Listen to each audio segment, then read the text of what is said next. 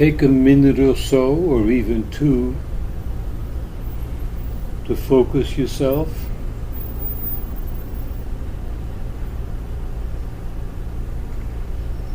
It really means quite clearly that. Focus yourself. Where are you? Why are you where you are? What did you come to do? What did you come to give? What did you come to get? Some very sober, factual thinking. Gather yourself, gather your strength, gather yourself. Breathe. Become powerful.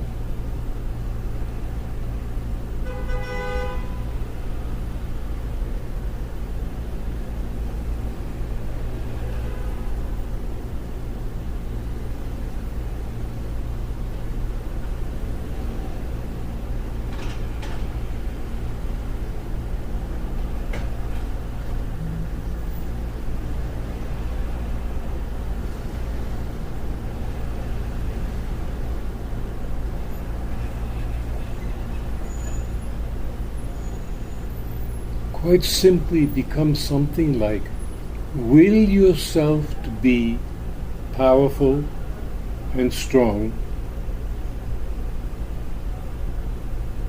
prepared,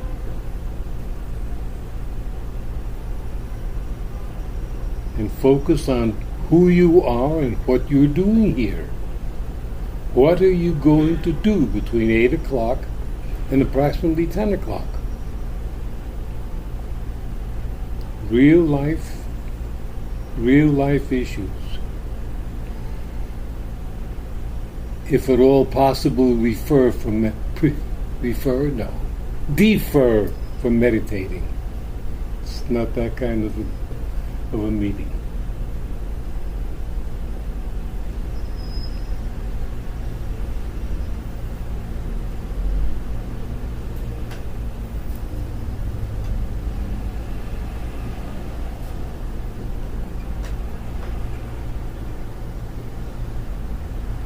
How do you feel right now, Peter?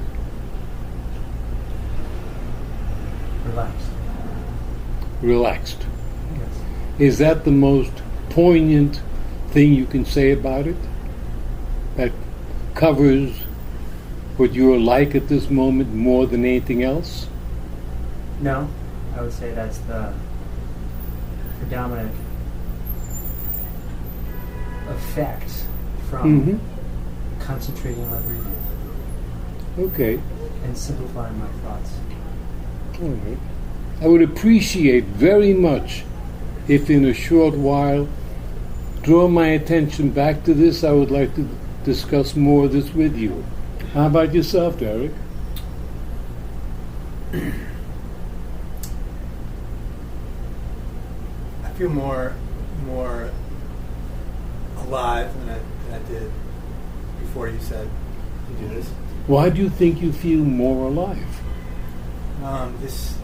The word focus provoked something within myself, and I think it did something just that. It concentrated maybe the energy or something, the life force in myself that seemed maybe loose and scattered and kind of, if I had a image comes to me like a bag of stones, and I just put them together and they're harder.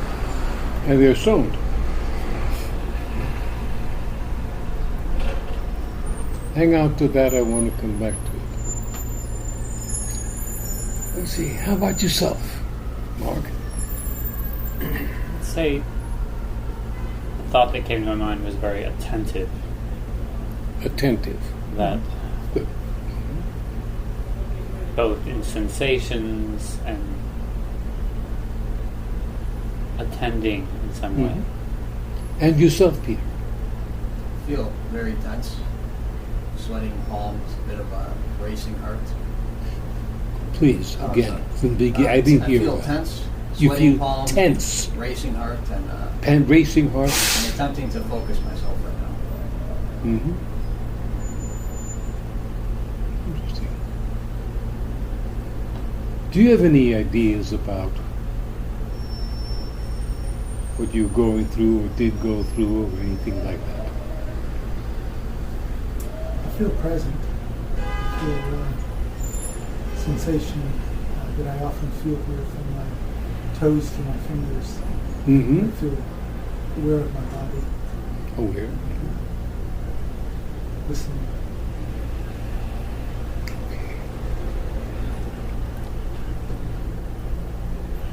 I'm referring to that because the idea I'm intending to convey, and it seems that it's grounded, is not that of the traditional Gurdjieff group, hands up or hands down, or doing whatever they do, or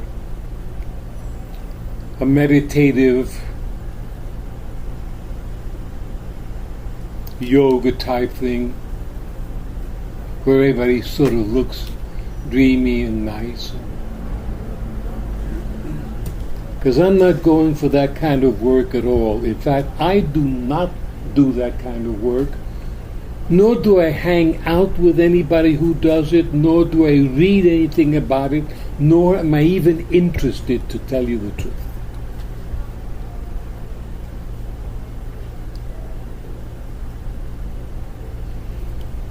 Yesterday I had a conversation with Derek, and if I may, we spoke about the experiences you had at different job interviews. Were you in a contemplative, relaxed, all's well with the world state while you were being interviewed for a job that you more or less would have liked to have? No. Absolutely, yeah, no. See, that makes sense to me. Somebody you may know as an actor is waiting, perhaps auditioning, and they are far from, oh gee, all's well with the world, nice and peaceful, breathing in slowly, and my little shoulders. No. You're sweating good. Because what I'm presenting you is, in this world, the world that I know of well, and that I can speak of, and that I work from, is a world of insecurity, anxiety. You know, you sit down someplace nice, Bloomy decided you should have a little bicycle track and some tables outside and a little tea. And a taxi mounts the curb and pins you to the wall, and that's the end of your good time. You don't have to pay the check, and you don't have to tip the waiter, because you are now a glove pressed into a brick.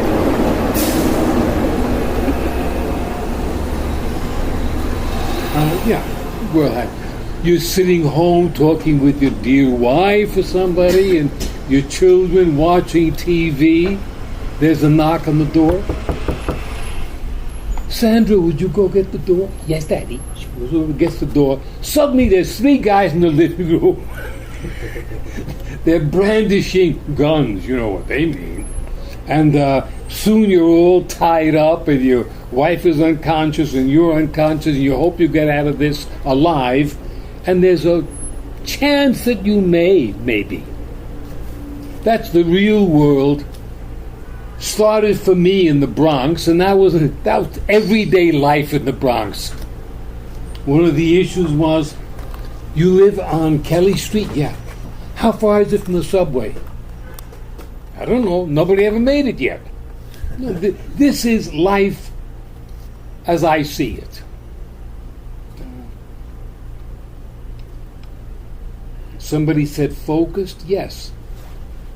This man's interviewing for a job. Everybody here works for a living, makes a living, somehow puts two and two together.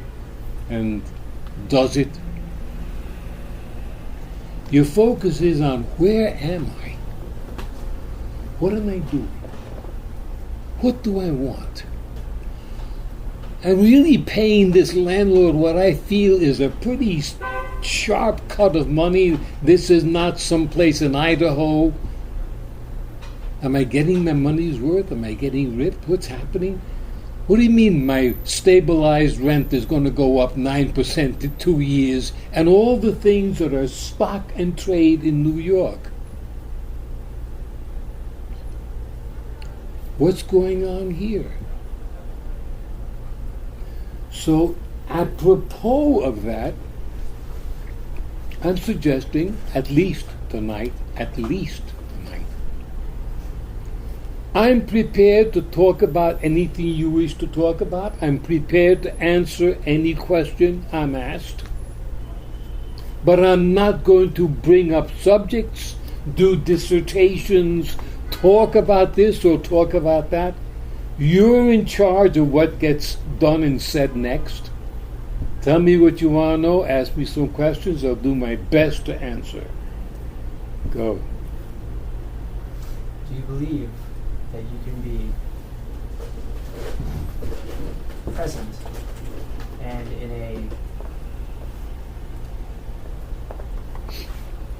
a hyper-descriptive state at the same time? Hyper-descriptive. You're describing the Bronx, and to be always wary and always to be defensive-minded. While I'm hearing this, I'm asking at the same time that you have this sensation, this outlook. Are you actively trying to be loose and being and present at the same time? Absolutely. I believe without that kind of stance, you're not present. You're in Gaga land somewhere and all's well. Maybe somebody will come along and redefine, are there 12 million angels in heaven, or is it only 8 and 4 are in purgatory or something like that? Really important stuff. Yeah, I believe that unless you are in that state, bless you for being there, you're wandering around mostly unconscious and not going through anything that I'm interested in. The world is what it is, and when it was different, there you were sitting around, flaring up a joint over a little bonfire, and along came a dinosaur, and that was the end. Or this or that or the other. Focus. Be where you are. You were asked to come into somebody's office. First thing you should ask yourself is why? What could it be, so that you're ready with at least 4 or 5 possibilities?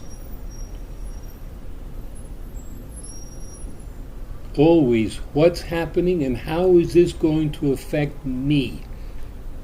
It's unfortunate that in remote parts of the world, things happen, dreadful things. But also dreadful things happen in this part of the world. But what's happening to you this morning, or Mr. Jones has said, I want to see you in my office, or I want to talk to you, or come back. What's going to go down? And if that doesn't make you kind of a little active or a little awake, then maybe I guess you're half dead. But among all things, and I speak to you as sincerely as I can, because ask me what you want. I do not go for the relaxed, groovy, all's well, nice. Like somebody said, how far is it to the subway? Nobody ever made it yet.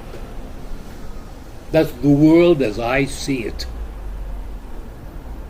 And I suppose as many others see it, because the Daily New York Times has been in business quite a while. So life is like that. It's many things at once. It's anxious, you can have fear. These things do happen. Every time you get in a cab, the odds the time to fly. But how does one make sure they're not gripped by that? Because how does one make decisions? So if one is courageous, fearful, anxious, all these things at once, to make sure they don't make decisions based on being anxious or fearful. It seems like that's shaky ground to come from. To make how do you make? This is the world we live in to make confident decisions. Okay. Has anybody got an answer? Good minds I think here. you can be alert and very, it's like another analogy you could use is you're on the tennis court and you're waiting for the serve. And I don't think it has to be one where you're looking to maybe somebody's going to pull a gun on you. So it doesn't have to be necessarily fearful. It's attentive. It's very alert. It's very responsive to the immediate situation you're at. You don't know whether the ball is going to come in the right court or the left court, down center, whatever. And you're going to respond appropriately. So I think that it doesn't have to be a situation of fear that Gil was talking about. It's the idea of you're keen and alert. And for him, he uses that imagery, but I don't think that's the only imagery he uses. Absolutely. Absolutely. Yeah. Be present to what's going on, what may be going on. Be present to everything. That's why you have a mind capable of going through a couple of 100 thoughts a minute. What do you want? Do you believe in quieting the mind chatter? Do I believe in quieting the mind chatter? Okay, you suddenly hit a beautiful word. Do I believe in? Oh, I can have a heyday here. I can do 10 hours on that one. Believe in. I don't think I believe in anything. I believe Chon is nodding her head. I believe you're wearing a red tie. Good thing I didn't find my red socks tonight. Or else we would have had to hold hands and have dinner together. What do you mean believe in? It's been in my thoughts for years that to create space. That what? To create space in my thoughts. To create space in your thoughts. Yes. I don't even know what you mean by that either. Sure, I'll try and explain. If this is a full head, there's no room to accept gifts or channels or anything else that I might perceive and believe in. And if I am full, if it is tight with thoughts and mind chatter, then I have no room for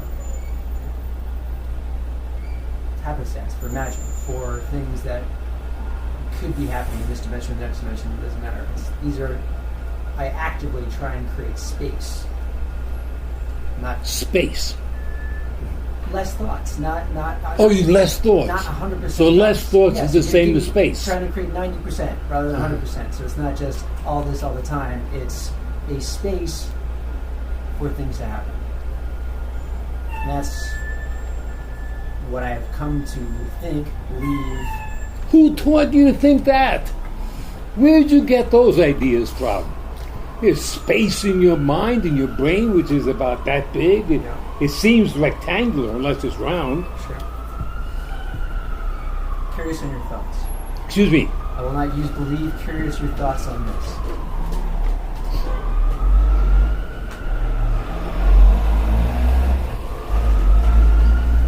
What you're talking about is very, very difficult, I believe, for anyone to really think of clearly and factually.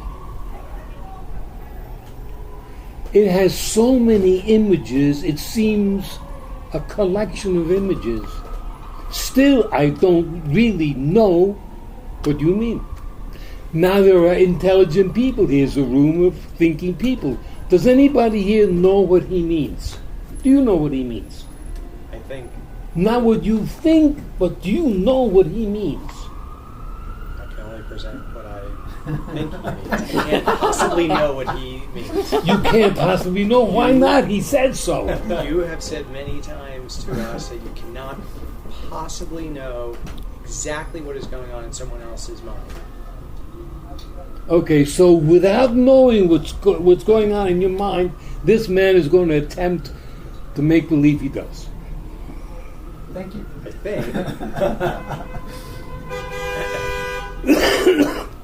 is being asked is first, is it possible to reduce the number of thoughts in the mind such that at moments in time there are no thoughts, it's just quiet, it's silence. Or if there are thoughts, because there's always the ticker tape, as you like to say, I'm not paying attention to the ticker tape. It's happening, but I'm creating space for inspiration, for thoughts, for something that actually might come and I can take and use. But yes, that's what I'm saying. So it sounds like there are potentially two ways of describing it. One is the silence. The other is a distance or detachment from the ticker tape that would allow you to, the way all of us have experienced perhaps listening to music on headphones while walking down the street and still thinking about something else with music in the background, putting your thoughts more in the background and allowing something else to come in. Is that a fair description? So he understands you. He's gathering the point that I put forward, yes. He's gathering the point that you put forward, but does he understand you? I don't know that anyone understands me, so we're parsing words here. Derek, you were a man who's had a few thoughts. Yeah, I was thinking of something on the topic that I came across a bunch of times from different areas in the last month. It was about where ideas come from, where creative ideas come from. I read a couple articles that were from different newspapers, and I listened to a couple radio shows. And what seemed to be the universal thesis was that, and there were neuroscientists speaking, and then people of that nature, psychologists, in these different pieces that I heard and read, was that during very mundane activities, chopping carrots, jogging, things like that, of that nature, where perhaps the mind chatter is less. These are where the creative ideas came from. And these are reports by people who have come up with, entrepreneurs or inventors, where they came up with their ideas from. And it wasn't sitting around trying to think of them or that. It was sort of these eurekas during very during menial activities. And so, what I think is that something that's the word subconscious, which I know people might have different ideas of what that is. Something's happening there. So when Peter's talking about this, I think of the subconscious. So something that we really don't use a lot. I don't even know exactly where it lives, but I've had that experience. Whereas ideas come to me, and I don't think I'd ever be able to think of them if I just sat here and tried to think of a solution. So, and I do think that I do believe in that when the normal mind chatter goes away, something else comes up. A couple of thoughts.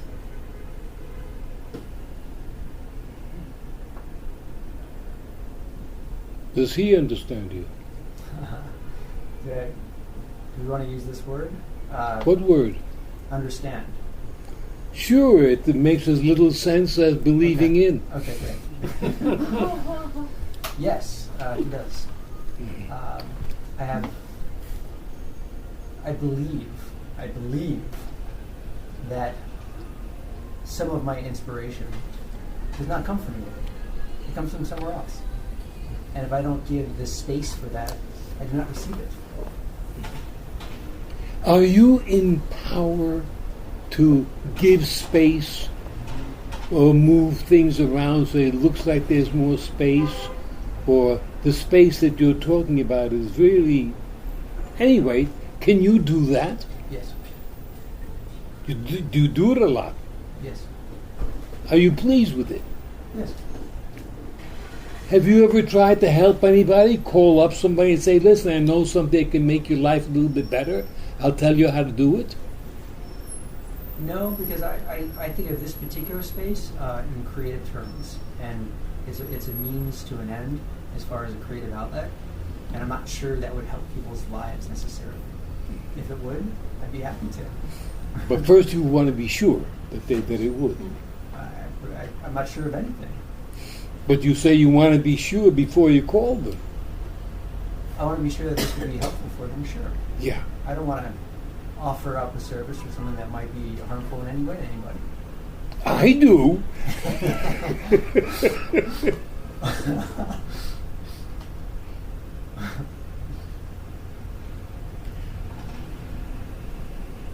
Is it possible that we can train ourselves to think more explicitly,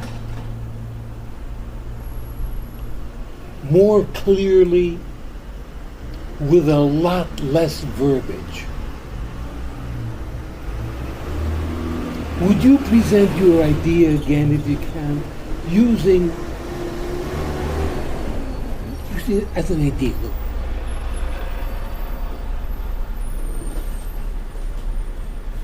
When a speaker says something, you, me, anyone, I believe that if he's a good speaker, he's going to think to himself, what am I going to say? Very important. How many ways can this be taken by an average person? What are the possibilities that this may go completely opposite or wrong from what I'm thinking? How clearly should I explain myself, if I wish to be clear? How murky can I express myself if I wish to remain unclear?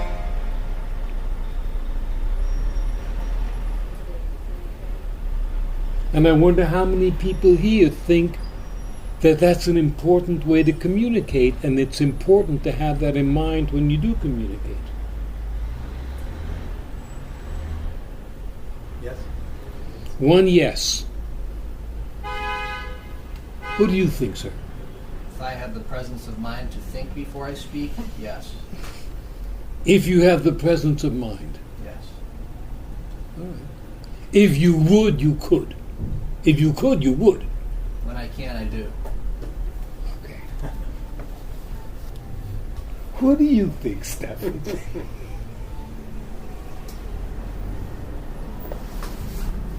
What I think is that we started the discussion about decision making. And you and I talked for so many years about decision making. But I forgot. You asked me to look it up once. You asked me to bring you the dictionary definition of the root or some root from another language. And the root from another language was to decide means to cut yourself off from alternatives. Right. I remember that now. Which is something that's always was always very difficult. It was very difficult for me to do. So how that, for me, how that relates to chatter is that there's a lot of voices. There's always a lot of voices inside. I've experienced them from what we talked about the work. You know, we're not one, we're many. We talked about ambassadors you have ambassadors from different countries that come and file their reports. And we talked about what we need to do is to create a director, create somebody who will listen to all the voices, but somebody who democracy doesn't work, as I think you said many times. I'll repeat it again. Create a director who will, who can decide among these different voices and among these different reports. So to Peter's question, I don't know if it's possible to create space or to quiet the voices, but I do think it's possible to create within ourselves somebody who's in charge and who can listen to the voices and choose among them, cut himself or herself off from alternatives or other ideas that are proposed.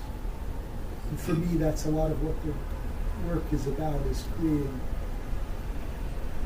creating that or having somebody in charge. The other metaphor we talked about a lot is somebody needs to be at the wheel. If nobody's at the wheel, the car's in trouble.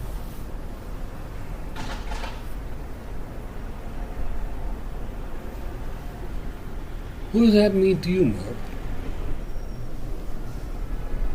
Sorry. You're one of the Marks, aren't you? Did I what? Are you one of the Marks? One of the Marks? Yes. March being the month? I didn't understand. Mark. Don't let me wake you up.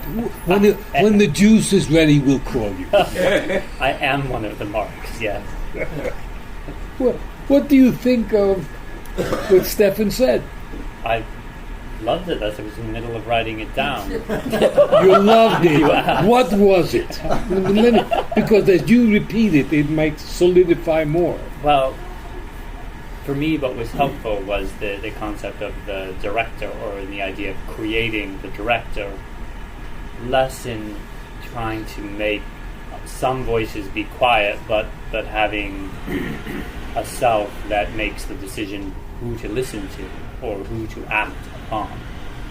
In other words, you want to create a complaint department, a fall guy somewhere who has to listen to all these voices, thus sparing you, or whoever you are at this point, sparing you of having to listen to all the voices. So he goes through everything, decides what's important, and then brings that to you. Well, to bring a real life moment, today... Does it have to come to that? It has to, I'm afraid.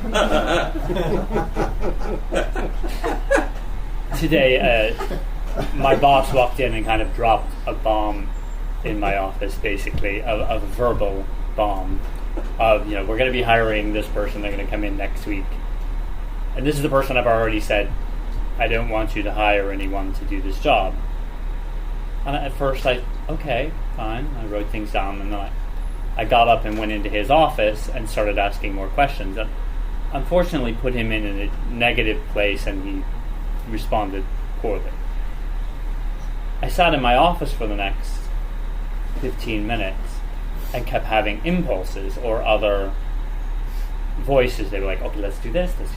What I'm looking for was the director who basically made the decisions this time, would just get about your work. Fine, we'll store that over here, we'll store that idea over here. What is the profitable decision to make at this point? And none of them were the profitable decisions to make. At least that's what the director determined. So that's why it was a helpful idea to me.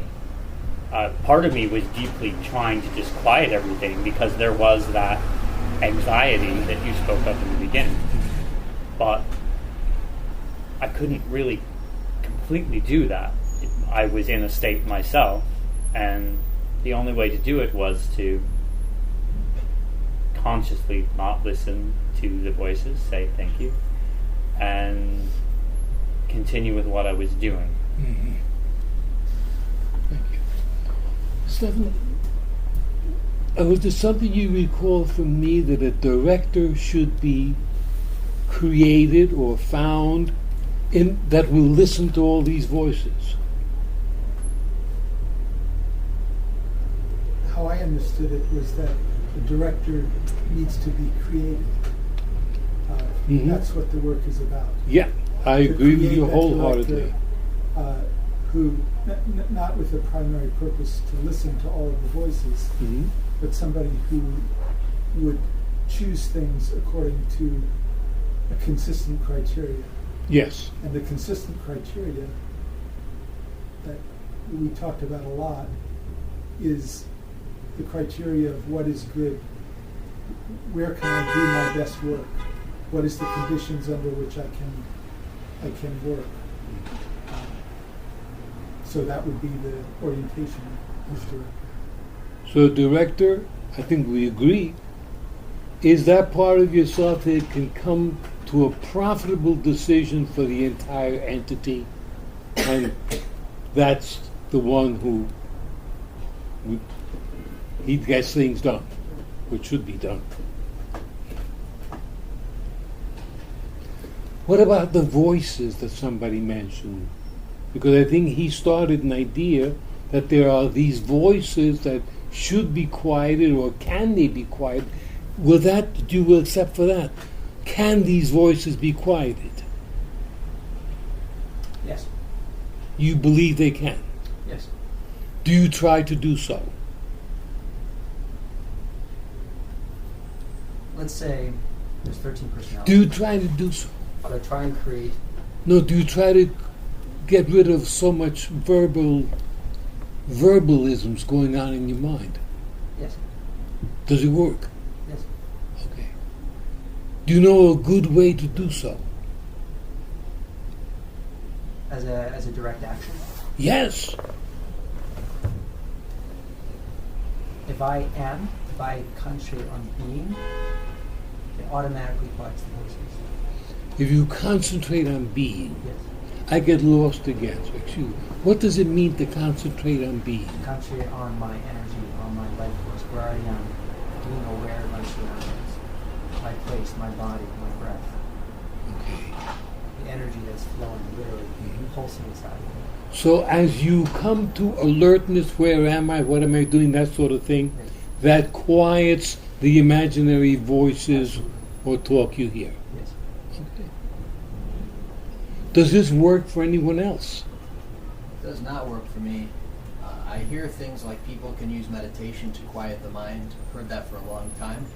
I believe that may be true for someone else. It doesn't seem to be true for me. I fall asleep when I meditate. I think that inside of the sea of chatter, there's really important stuff. Obviously, it basically never stops. Inside of the chatter, I find the personality that's coming to destroy me. I find the voice that's going to take me away from being behind the wheel and make me crash into another car. And for my own purposes, I don't believe at present, at least, that my chatter can be quieted. I've never found any success with anything trying to do so. And I equate it to my flooding basement yesterday. The water was coming, and Andrea, my girlfriend, had these towels. And I said, don't worry about the towels. The water's coming. The towels can't do anything. There's so much of it. It's so just let it go. And for myself, my ears perk up a bit when you say you found a way to quiet the chatter. As I say, can it be true? I believe that it could be true for you. It doesn't seem to be true for me. Is this something you want? It's something I thought I'd wanted for a very long time. Right now, not specifically, no.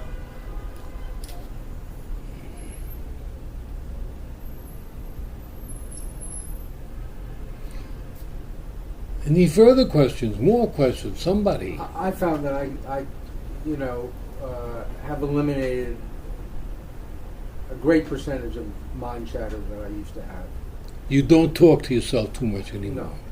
No. Mhm.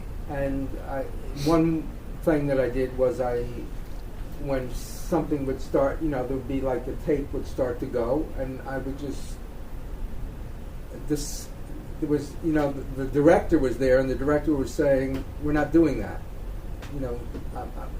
Drop the tape. I'm not going to stop at the sentence, whatever the sentence was, at the point that the director noticed it, the director would say cut. And then it would be the natural thing of when the chatter is not there, where is your consciousness? It's more with whatever activity you're engaged in. If you're sweeping the floor, you're more engaged in sweeping the floor. If you're listening to music, whatever. So I found that more and more beneficial. Doing that, I found I was more living in the present, more aware of what I was doing, and it seemed like a useful thing, and that helped propel me to do more of that. So my experience is that I have been able to greatly decrease my chatter. Do you sometimes find that you are missing the mind chatter? No. So you're not hit by loneliness with this? Okay. You're in a very good mood tonight. Have you hit a number lately or something? No. I think you're in a good mood too, so maybe I'm responding to your good mood. I'm responding to your good mood, you see? I want to change an answer or add to it in that the question, do I want the chatter to end or do I want to put a stop to it or soften it? I do at times because it feels like hell on earth. I think it comes from my current acceptance that there is no stop that I say I don't want to because I don't believe it's possible for myself. Well, I would add that one technique that I've heard other people talk about, and I've done it to a certain extent, is allowing the mind chatter to be there, but be aware that this is mind chatter. So it's not captivating me. It's not who I am. It's a voice that's running in the background of my mind that it's going by. So there's a director in a sense that's seeing it go by, and that's gives some distance on it. So it changes the way that it affects you, and it changes ultimately your experience of it, and I think ultimately your ability to stop it. So I think just being aware of it is of use. Also, this third person minded. Years ago, we used to do stop exercise. As soon as we start to do an action, and you or one of the person will ring the bell, and then we'll catch ourselves in this very awkward physical position. And also our thoughts are totally, and I find that was beneficial for me. And whenever I have this chatter, I know I'm going to deep ends, and I just say stop. And that really helps me. It's a reminder, stop. And then you start to quiet down. It seems to me that James's inner dialogue is filled with confidence. This dialogue that James speaks of talks and talks and talks, but nobody's really listening to intently. Does this dialogue ever back off and say, "You are not listening to me"? Does the dialogue ever get angry that you're not taking it seriously? My immediate response would be no. I sort of don't relate to that experience. I mean, it seems no. I would say no. So your inner dialogue that would send out all these debilitating and tormenting and time-wasting thoughts is rather aloof. It doesn't seem to resent that you don't listen. And it keeps sending them out anyway. No. No what? No, it doesn't. It doesn't resent not that I'm not listening to them. I don't. Does it keep sending out the thoughts anyway? To a certain extent.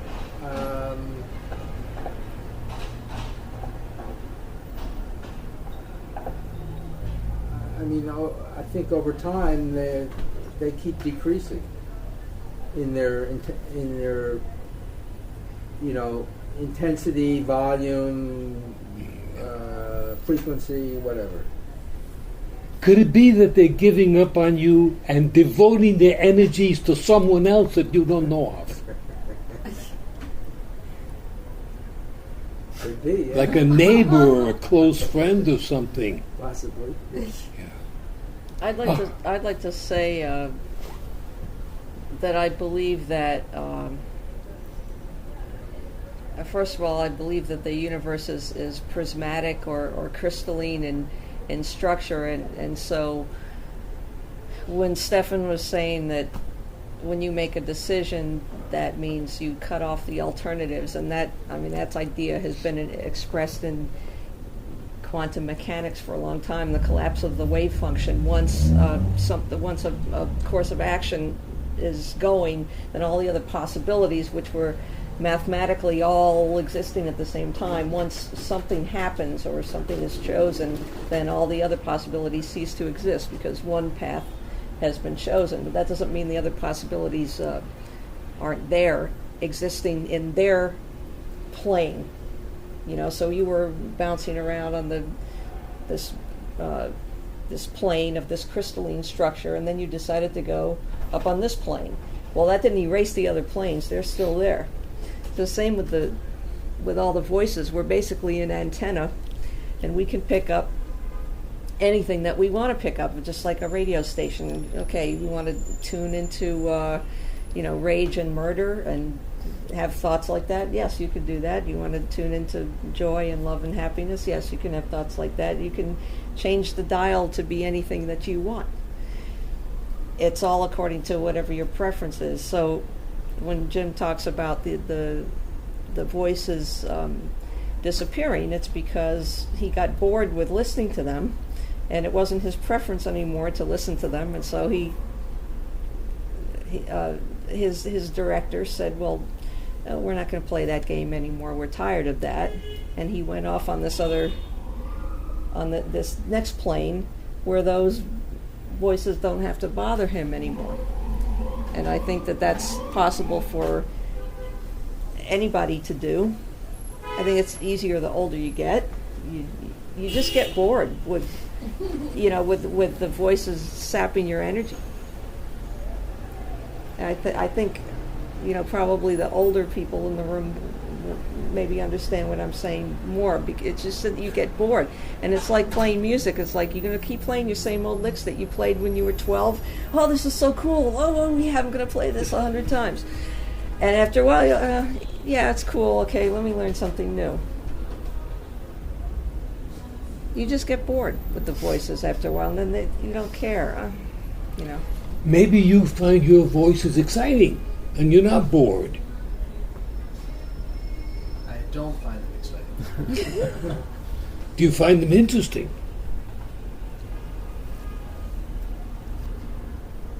To a degree, I guess I do, yeah.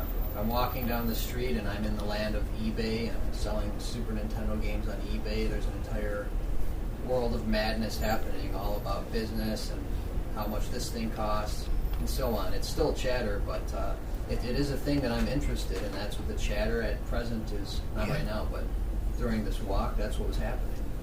I guess I do find it interesting sometimes.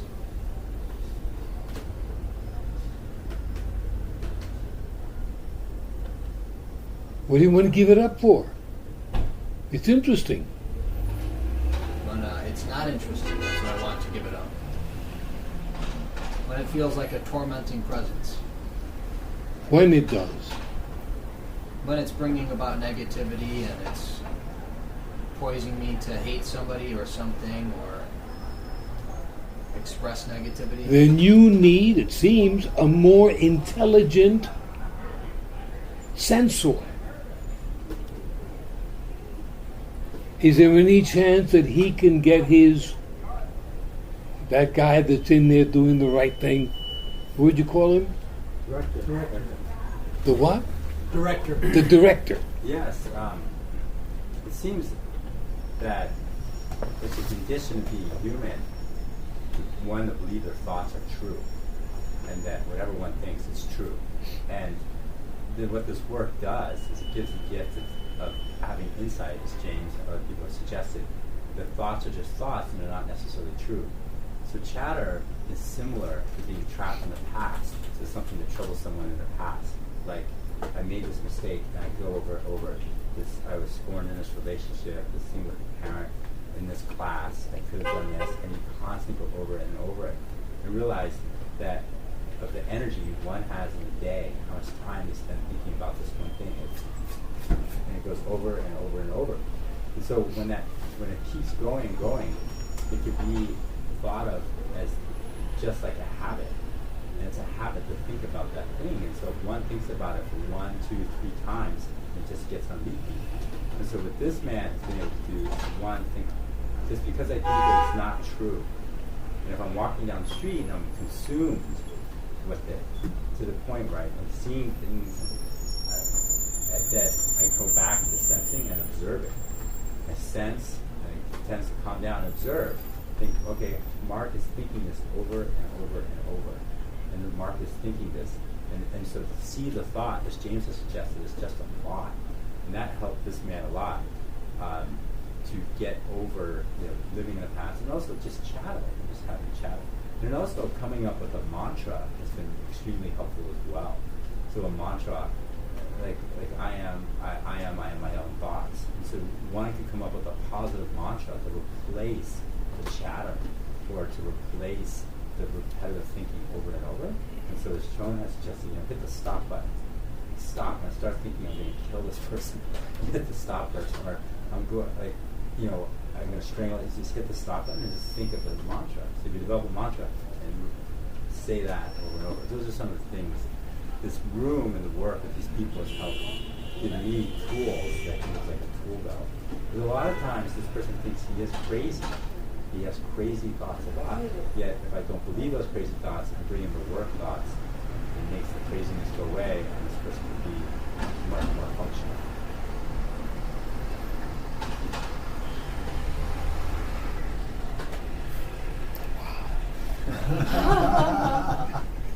Turn the dial to the station A you tool want. belt. You're the first one that has ever compared the work to a tool belt. You walk down the street with your little hammer, and a screwdriver, a little bit of a blade, a box cutter. All right. More like a utility belt a superhero would have. Is there any possibility that you are repeating the same thing over, which by the way is called an obsession, that you're repeating the same thing over again because that part of you that is doing the presenting does not believe that you understand it? Yeah, absolutely, it's possible. Could it be true? It could be true. That and this man is very good at obsessing. So perhaps if you told yourself this repetitive idea in a much clearer fashion, you'd get it and it could stop.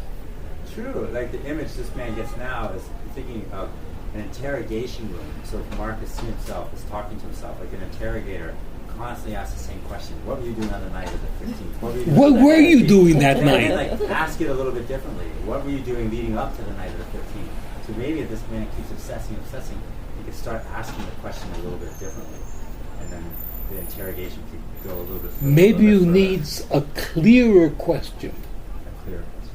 that provides an easier answer. To make it simple.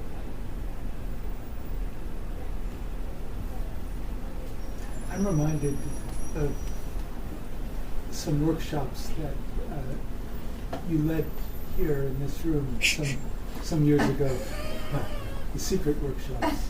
And they were movement workshops. And I remember we would practice for hours. You walked like a king. The King's Walk. The idea being how do you walk in a very conscious way from one point to another. And I remember we practiced handing things to each other.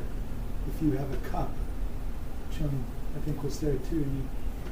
How would you, in a very deliberate, beautiful way. Just hand that to somebody else. And I'm reminded of that because I see that and I experience that in the world sometimes, that kind of very deliberate, beautiful, fully conscious movement. I remember once, it was many years ago, I happened to be on a train in China, and there was a water pourer. There's people that pour hot water on all the trains in China. And he's walking, with train cars hurtling back and forth, and he's walking down this crowded car, a huge pot of boiling hot water. And he's pouring it, and he pours it, and then he goes, he lifts it up beautifully with a huge flourish. Everyone around him is stumbling. There's never a drop that's goes out of space. Big smile on his face, and I don't think he had any. I don't think he was troubled by chatter. And when we were doing, when we were going and trying with all our consciousness and deliberateness to walk from this end of the loft to the other end of the loft, under your eye, I don't think I had any chatter there either. And I just wonder if that's a relevant idea that Nietzsche also wrote, free from what? I'm just... Free for what? Exactly. He read free from what, as if Zarathustra cares about that. You must tell me with your very eyes, free for what? That's what I care about. Yeah. So maybe it's hard. Personally, I haven't been successful to stop the chatter in the way that's being discussed. But in some moments, in some periods, in some gestures, I am successful to be so present or so focused on what I'm doing. You started the night. You said, "What's your purpose here? You're coming here. It's 8:00 on Thursday night. What are you doing here?" So I wonder if it's possible, or I've experienced that it sometimes, to be so focused and so present just on the moment that everything else falls away. Thank you. I think often of those movement workshops, and it was quite a few years ago. Quite a few. I think that's exactly correct, and I think that they both go together. That you can let go of your mind chatter, and that brings you more to focus on the immediate circumstances that you're involved with. When I think of somebody skiing down a slope with lots of moguls, the total focus is on where the balance is at the moment, and what they're experiencing under their skis and all of that. And there's no room for mind chatter. Well, yeah. And the more, that you go, that's the four. I'm for getting down this slope cleanly. So, as you started out talking about, this idea of being alert and so on, whatever you're doing, you could be more involved in the awareness of the doing part, and that's the four, and have all the attention on that, and then there's no room for mind chatter. I would like to, an idea that I relate to, whether it's true or not, I don't know, but that the idea that we've come here to this earth with a finite amount of energy, and that this energy is deployed on either a daily basis or over one's lifetime. So taking that idea into account, that how you use that energy every day is very significant. And with that premise, you don't have time to waste the energy with mind chatter or insignificant actions. Like, all of it is measured. It's this precious commodity called life. And it is finite, and we do have have a certain limited amount of it. I don't know which book I read that in, but I feel very aware of that idea. You stopped a lot of mind chatter when you decided to stop it, when you went into silence for a while. A few months of it.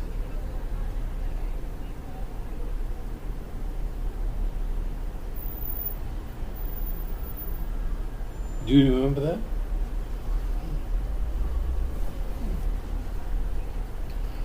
You were counting.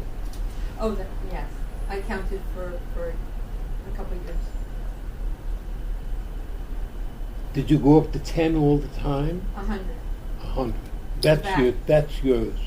Maximum 100. 100 and backwards. And backward. You don't hit 101, 102, nothing like that. No. There's a certain limitation. But while you're thinking of the numbers, you can't be talking to yourself about, should I get the blue socks and the red tie, or the red socks and the blue tie? And then even though you may have inner dialogue, you find that, again, Stephan mentioning the idea of the director, that dialogue is far away. It's like in the outer kingdom, so to speak. So even though you have it, it is not distracting you. It's in the provinces. Right. And that whole sense of where something is placed, the chatter, the emotion that goes with it, changes everything. And in a way, all those inner exercises, the willing work, the sensing, are constantly pushing away remnants of this sort of false personalities. So they're like migration officers. Get these foreign thoughts out of here. Never let them come To the back. provinces. Don't give them any free school either.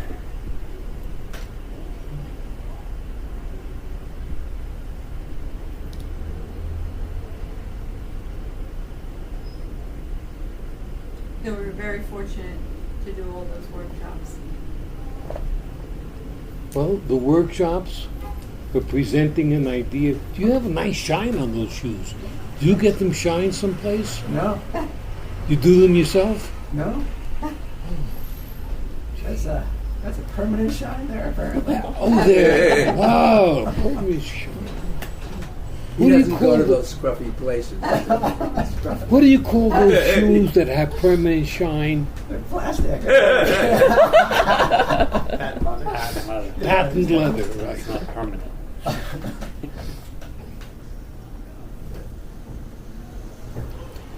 We did enough of these workshops and enough talk about it and enough thought about it.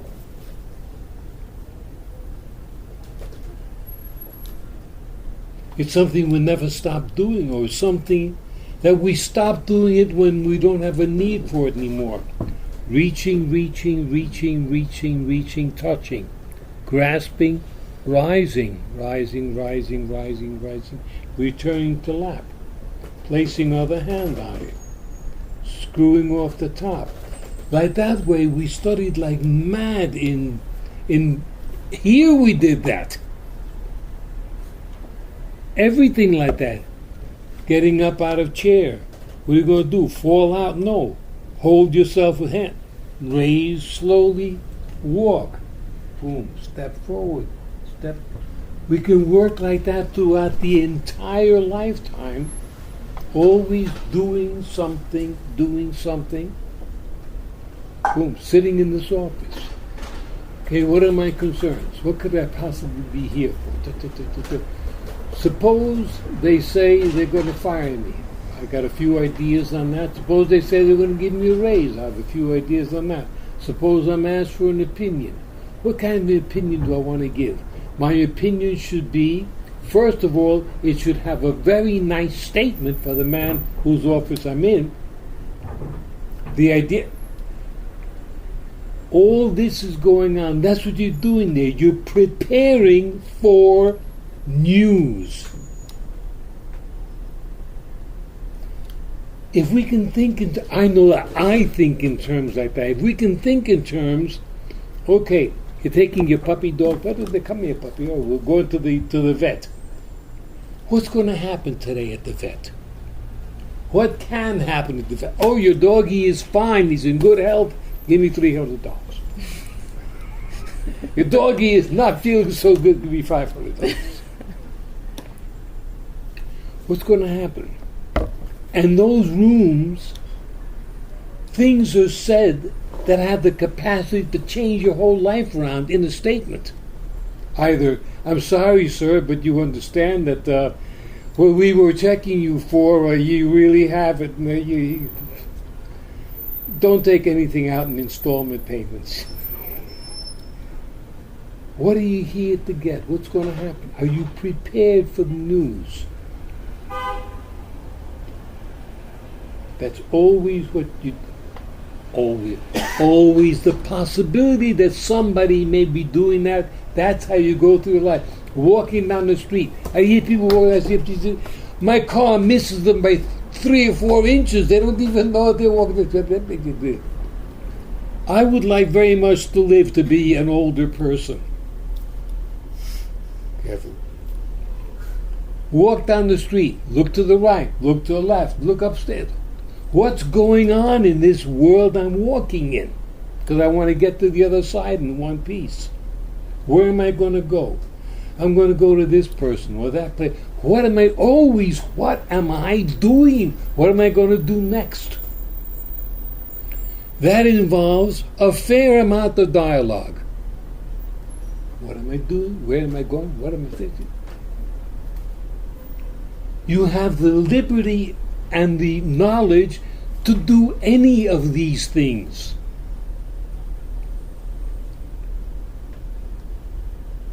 Oddly enough, my wife called me to say, why don't we have lunch today? She's never done that before. Ooh, what could be happening?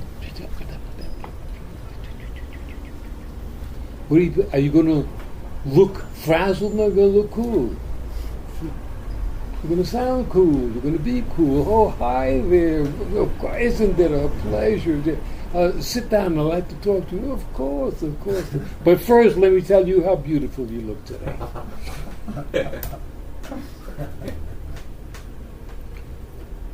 Maybe I'm the only one, but there are a lot of people around, perhaps many of you, who are walking around doing their act. Constantly doing their act. You've picked out an act that to you seems like a good act. Now you do it. Maybe that doesn't make sense to many people. Maybe it makes sense. I don't know. But the idea does exist. You pick an act, you do your act. You don't do the brayings and whinnyings of your mind somewhere. You do your act. Always sound more or less confident. So when this man asks you into his office, remember you're going to say this that's nice, this that's even better, and you're going to in some way lightly give him all the credit for what you said. Because this is a game.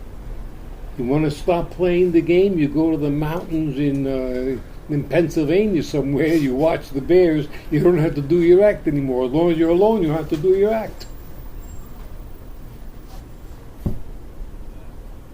What do you think about what do you think about anything? Me, sir? Am I seeing double? It must be you. You know it's you. There's a woman I treat. Every time she comes, after treatment is over, she has a reaction to the treatment. And this has been going on for years, every time. So I develop an act. Before she talks about her reaction, I go and give her a hug. So that is my act. And her calms her down. And then I start to ask, how do you feel now? So, in a way, I have to be 2 steps ahead before I fall into, oh my goodness, I might have to call EMS workers. This woman is having a violent reaction to my treatment. But this went on for a long time. And one has to be always thinking ahead. Now, what kind of symptoms is going to come out after the treatment? So one must to be prepared this. So that was this evening. And I was able to leave on time to come to the 8 o'clock meeting. So nothing is casual. Everything has to be done carefully. And Pamela used to make us to do workshops, we picked up the pickup stick. Joseph and I, we are a devotee of Pam's workshop. And we'll have these pickup sticks and pick up the pickup sticks without moving the other one. And this was our last act in the universe. And that made a deep impression on me. So whenever I'm in this panic mode, the shadow goes on. Like Peter was saying, the space. But these kind of memories is in my brain. Okay, just slow down and make a space, and it is all going to be okay. So I gained a lot of the strength from this picking up the pickup sticks. And that was very powerful part of our work. So it's always like that. Something is always happening. How do I go forward and onward without falling apart? That's been a constant measuring. Brings a lot of gladness to me, what you said. Thank you very much. I have not had those thoughts. Here's an interesting thought for a director.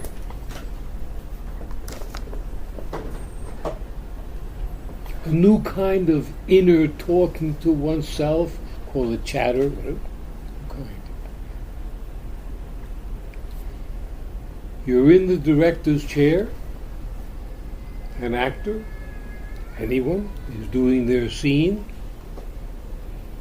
It's on film or something with the sound, small adjustments. You're walking this actor through everything he's doing. Now get up, look around, make sure you look because her husband might be coming in, so maybe that. Now walk over, do this. And you walk through everything the actor has to do in this filming. Does that make any sense? Yes.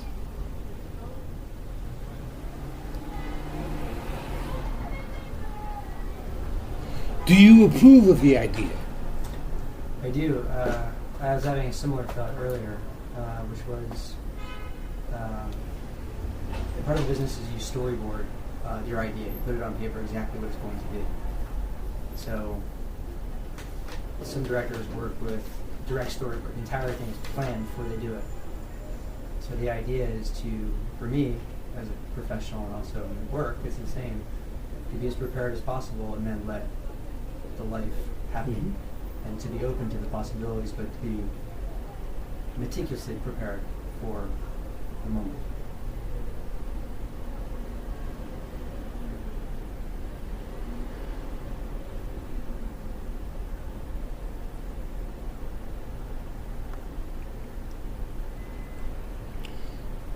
Part of your psychoanalytic training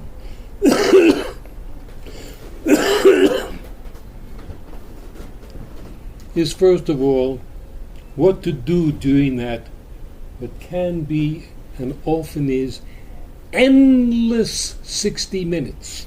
Endless. Your position is to be here, slightly to the left or to the right of your analysand's head, speaking. And you are constantly talking to yourself. What did he mean by that?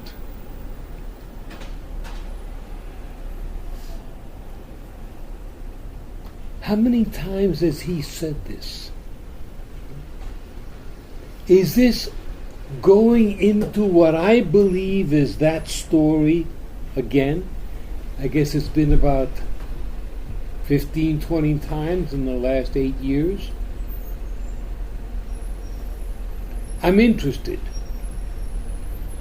Do not appear interested is one of your codes that you pay dearly for through cash and time and everything else in the Psychoanalytic Institute, which is a very funny place to be. You're interested, do not look interested or sound interested, because if you sound interested, then the Nala-san says, I got him. He's interested in this story. Anytime I want a little attention, I'll go into the story. Can you act disinterested? No. Well, then what the hell are you going to do? You're going to act somewhere between disinterested and professionally interested, involved.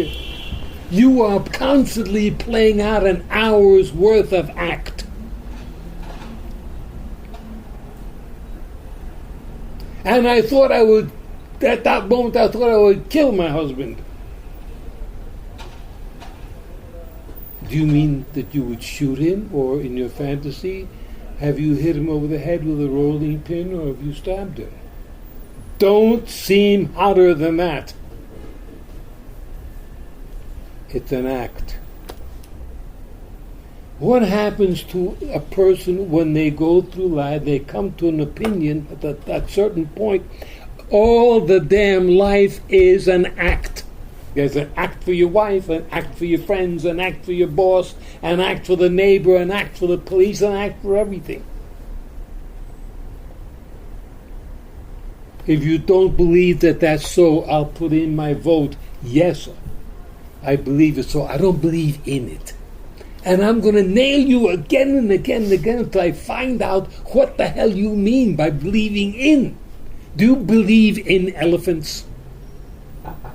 Yes. He's not going to get me.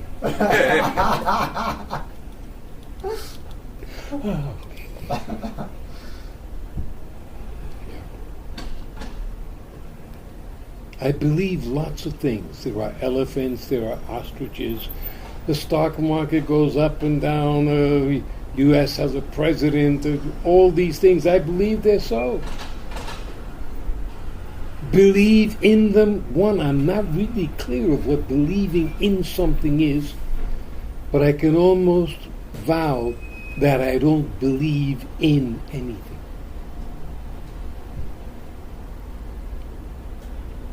So here you are. What you have decided is proper behavior for your office is the way you'll go to your office. What you've decided is proper behavior for seeing a friend is this or that. What's proper behavior when you look in the mirror and the red spotlight is going on and pull over and somebody comes out of the car and he's so big that when you turn this way you're talking to a belt buckle. You've got an act for that. You better have an act for that. And it better be a good act. If it's a dumb act, you're going to get a ticket or get sent to something. Have your act ready. What the hell are you taking up my time for? Don't you know who I am? You don't know who I am? You're going to find out who I am.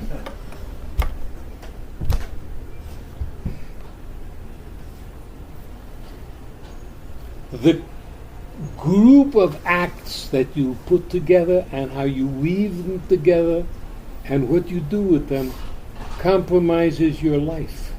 That is your life.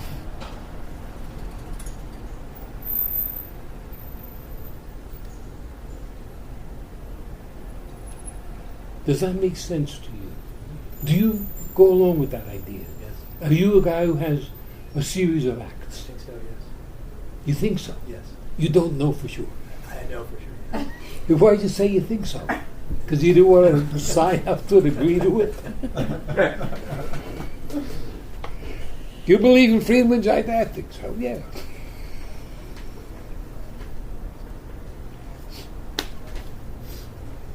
Does anybody else? And how do they buy into the act, into their act? Of course, one of the reasons you go to analysis, really, and all that, is to help you develop a better act. Once the old man used to come in at 6:30. Hey, honey, how you doing? Yeah, pour me a martini or something. How long have you been doing that, sir? Oh, 18 years. Okay, we're going to teach you a new act. You're going to walk in. Hello, honey, how are you? Have a hard day? Nice day? The kids? Kids are difficult, but you're a great mom, I'll tell you that. You're going to change your act, and with the change of act, your marriage improves. Your status as a student improves in the college you're in. Next time you see the policeman in town, hello, Officer Doc. Good guys, good guy. You put together a series of acts, and if it's good enough, you can run for president or vice president or whatever you do with your life. So what makes an act good? What is the difference between a good act and a not so good act? I was hoping that you would ask that. Play right into my hands. If an act is no good, you'll know it by you'll be in jail. You'll be out of work. Your wife will leave you. Your kids will hate you. Then when you come into an office and you say this, the first thing the guy does is well, Mr. Harris, would you agree that perhaps you don't have a good act? You say, yeah, can you help me, Doc? Yeah, I'll help you become a better liar, more civilized, have a better act, and wear a suit that fits you. That's very straightforward. Suppose you have an act. The marketplace likes your act. Your boss likes your act. Your wife likes your act. Your husband likes your act. Your girlfriend likes your act. Does that mean it's a good act? There is no such thing as a good act.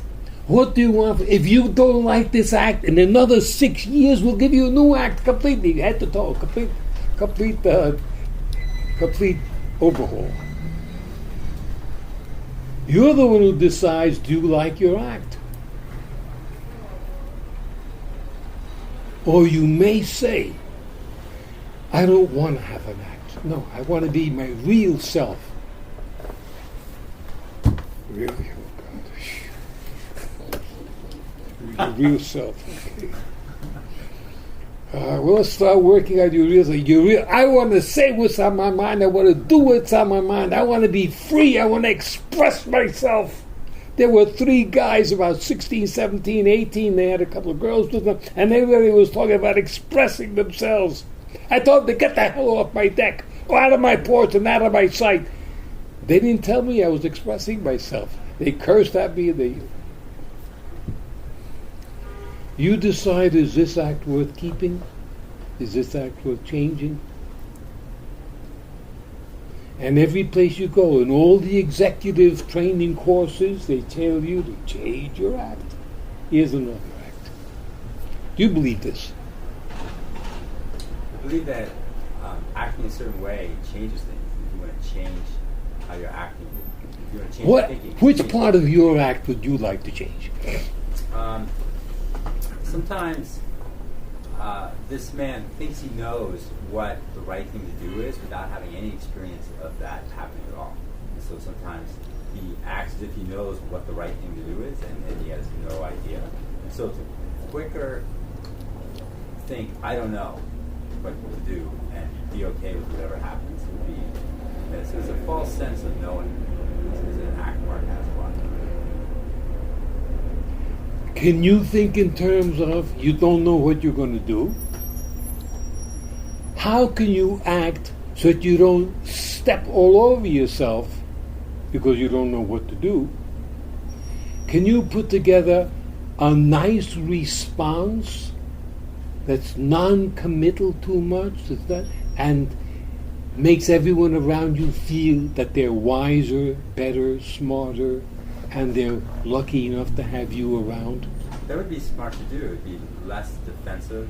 It would be a smidgen of vulnerability and a way to be graceful in the situation instead of being inquisitive or unnecessarily challenging.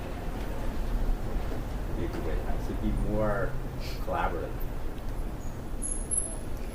How about writing yourself on a big piece of paper 93 responses to what somebody may say to you? In your response, make them look good, make you look interested. Oh, that's a big one. I can't tell you how important that is. You got to appear interested. While complimenting, but not complimenting too much that you're ass kissing. That doesn't go either. Well, let me tell you. Along Broadway and the entertainment industry, the general price is $5,000 a minute. That's what an act costs. Yes? Is that too high or too low? You don't know? I don't know. Mm-hmm. Well, if you can sing or something, you go to certain names I used to know. They're all written on tombstones now. And you tell him to write you up an act. And he writes you up an act. You come out to where the people are. Maybe for him, hi, how are you? For him, good evening. He'll write you out an act for you. It's got this, it's got that. And he's going to charge you at least $5,000 a minute. Maybe more like $10,000 a minute now. And that's an act. All the people I knew that had acts wouldn't change a word of their act if there was suddenly an earthquake. You want to change a word in your act, a syllable, a joke, anything, you don't do it on your main job, which is your main appearance for the night. On the way home, you find some other place that'll pay you. If your usual fee is $1,000, they'll give you $50 or $75, and there you go. You'll try out this new line. If it's a really iffy line, you don't want to ruin that place either. You find yourself a place where you buy the bartender a couple of drinks and he lets you do your act for free. But you got to be sure that the change you're making is a good one, and it's good for your act, and it's good for you. So let me hear back lots of talk. Suzanne, what do you think of this idea of life as an act? Well, all the world's a stage.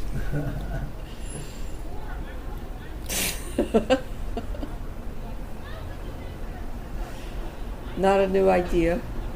That all the world's a stage? Right. No, I think a guy called Bill something wrote that. Bill. Big Mr. Bad Bill. Wasn't Mr. he Bill. something? He had a good act. Yeah, what do you think of this? That as soon as we're in the presence of another person, we've got to go into an act. The only way to spare yourself of being in an act is to go someplace where there isn't a human being around.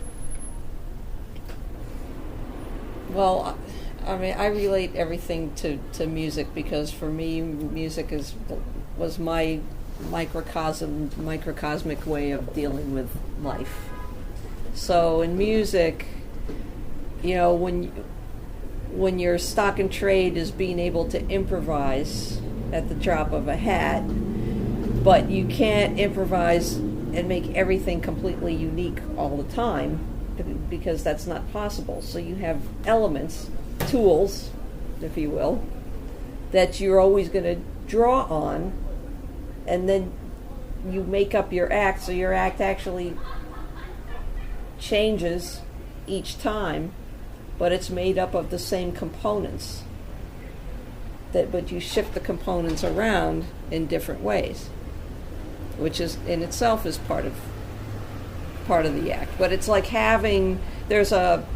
that's what gives you the ability to improvise in music or in life is that you have the components to put together responses to situations. And in that way, your act doesn't control you, you control your act. Now then, where is your main guy in there who controlling the act? Because if he goes berserk, everything goes berserk. Well, the director, to use Stefan's term, the director has to be the detached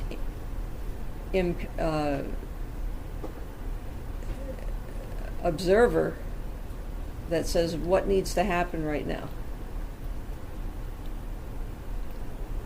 And then that's what you do. Could it be then that all the psychoanalysis is to help build a better director?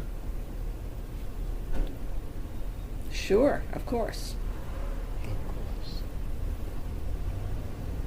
Or to let the director come out. The director's there. You just The have director might be completely nuts if he comes out the way he is. I don't think so. I think the true director is what you have to find. The true director, when you find the true director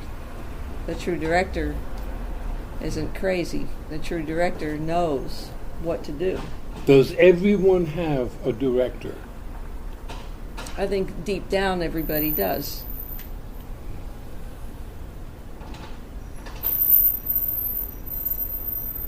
What do you mean by believing in? I won't be able to sleep anymore, maybe never in my whole life.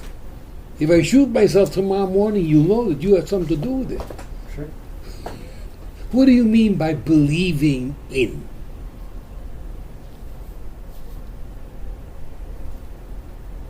I believe in my hand. I believe this to be true. I believe right now this is something that I believe. I believe in my hand. What does your hand do for you to believe in it? Why don't you just believe your hand is there? I'm saying they're one and the same thing. I'm not parsing the two different things. They're one and the same thing, believing and believing in. Yes. So if I tell you, I'm using it, yes. if I tell you I believe in elephants, yes. that means I believe in elephants and I believe there are elephants. Unless I suddenly lose my mind completely. I believe in elephants, that elephants can change the way you live. They have to do with reincarnation. And did you ever have a big talk with an elephant about the future of your soul? I have never met an elephant. To my No to my great wonder. chagrin, That I have explains not met everything. an elephant. I'd like to You'd like to what? meet an elephant. To meet an elephant? Yeah. We'll go to the Brown Zoo. I don't think he has a whole lot. He or she has a great deal to say. I want to go to Africa. I want to meet an elephant. Who else wants to? You want to go to Africa and meet elephants, don't you? Take him with you. Elephants. So do you, by the way.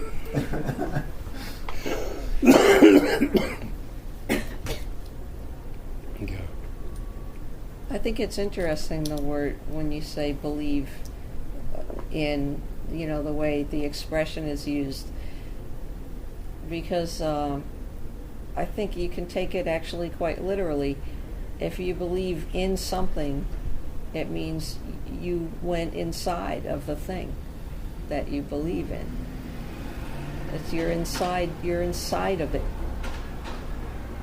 Because we don't have the expression believe out, right? We don't have the opposite of that. So believe in, I believe in fairies. So it means that I have put myself, a part of myself inside of a fairy. And that's, to me, what believe in means. It means you're inside that. It's part of you. Yeah.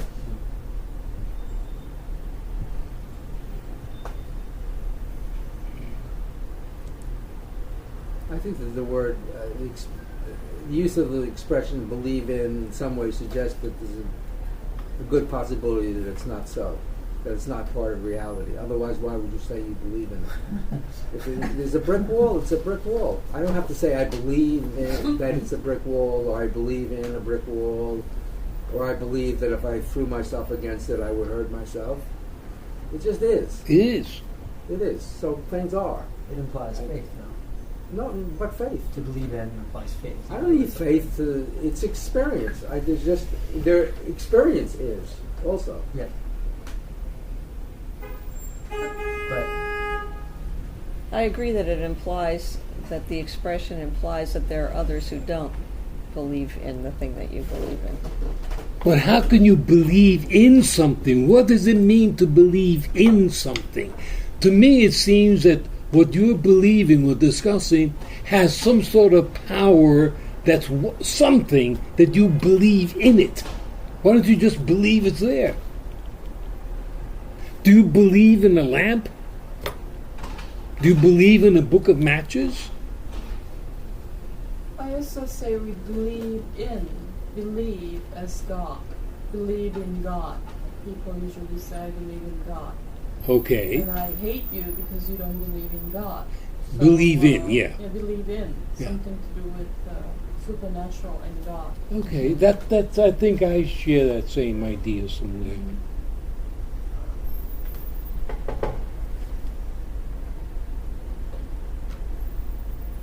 it's predicated on faith, I think. Excuse me? It's predicated on faith. Whatever you believe in is what you have faith in. What's in? I'm going to go with being part of you. I believe in energy. I know. And energy is part of me, so that just works for everyone, I think. You believe? I believe that energy exists. You know, you Yes. turn on a bulb or something and it happens. I don't know that I believe in it anyway. What do you think about anything? About anything? About anything? I like the color purple. Purple is the color of kings. Not that they are purple, but they wear a lot of purple. I've read that. I told the witch doctor I was in love with you. Then the witch doctor told me what to do. He told me E, U, U, A, E, E, Kala Walla Bing Bang.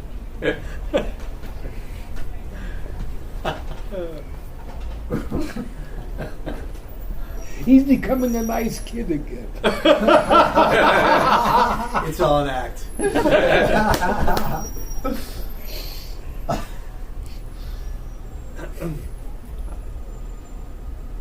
So much of the discussion tonight,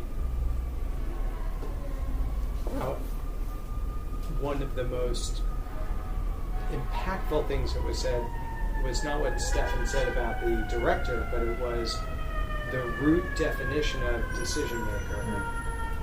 And this idea of chatter, it seems to this man, so much of this man's chatter, you can't know what anybody else's, other than what they say, and a lot of what they say has to do with agonizing over a decision, but not making one, not cutting off all the alternatives, or two, the aftermath of, now that we know what the actual definition is, the aftermath of what they think is a decision, but is actually not, because if it were a decision, they would have cut off all the alternatives and moved on, but often have not done so because they're still ruminating over should have, would have, could have, but what if. And so, in fact, there was no decision. And that was just a very, very illuminating and impactful idea. Thank you for that. And in terms of an act for this man, I think what the chair was presenting is a very deliberate and conscious act. In this man's experience, there are what might be called reflexive or a natural act. David, not consciously, behaves a certain way at work. He behaves a certain way with his wife. He behaves a certain way with his children. But it wasn't necessarily a plan. But they are different. There are acts, you mean? Well, they're different, and he thinks what the chair is presenting is there's a difference between what might be reflexive, or I'm trying to think of a very precise word. Maybe it's reactive. Something natural. David walks into work and he is a certain way. He is a certain way in his house. It is different. It's not necessarily a conscious plan. Something inside of him says, behave this way at work. Behave this way at home. But what you're presenting is, and when Stephen asked the question, how do you know what a good or a bad act is? It seemed to this man like Stephen had provided the answer in his earlier comments when he said there are, in terms of the director, there are core criteria in terms of how to make decisions. And it seemed that to this man that the act is a good or bad act if it meets your core criteria or objectives. My objective is to make as much money as possible at my job. So is my act working at doing that? Am I getting paid as much money as I want to get paid? Am I getting paid less than what I want to get paid? Am I getting fired? That's my scorecard on my act. In my marriage, is my wife, do I want to be in this marriage? If so, how do I have to behave to keep the marriage going? The marriage is going, every year. That's my annual scorecard. It seems like my wife is happy. Okay. And you're a comedian if they're not laughing. They're not laughing. So, David's acts, there are things that he's working on with each of his different acts, and he should do a better job. There are some organizing principles in each of his different acts for himself. So at work, one of the things that he's worked very hard at is, given what his current position is, not joking around too much with everyone. There's an image that he needs to portray that is not the same as it was 10 years ago. There was a great line in Saving Private Ryan where Tom Hanks said, you complain up, you don't complain down. So David tries to work very hard. There's something that's annoying him or whatever at work. He can't really, there are only 2 people out of 3,000. In theory, he could complain up to. So he can't complain down to anybody else. Those are some of the guiding principles. Trying not to be sarcastic is a very, that's been a 20-plus year mission in general. And his act at home is to try and consciously be more loving to his wife. He doesn't ask for the martini, but try to be ebullient when he walks in. Try to be enthusiastic when he walks in, or when his wife walks in, who's ever coming in, and just be pleasant to be around, as opposed to David can be naturally very closed and just in his own space or in his own world. But that's a work in process. Now, suppose somebody told your wife, "Oh, David, That's his act. He's just putting on an act with you.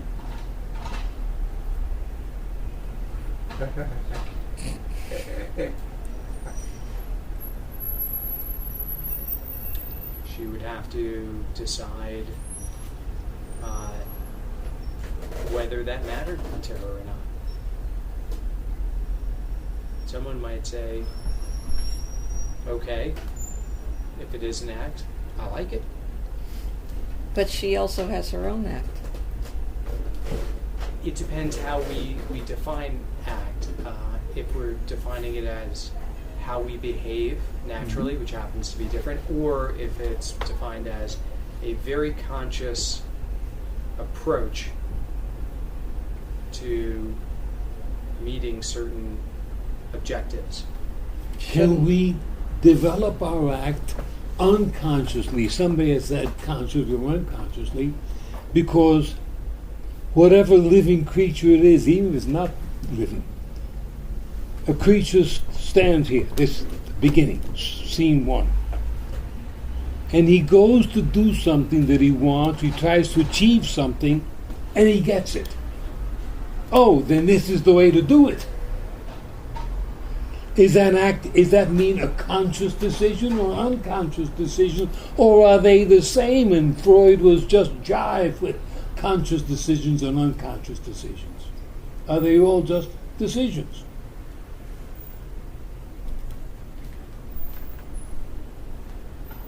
The Roach never sat there and said, I got to do this, because what do you think?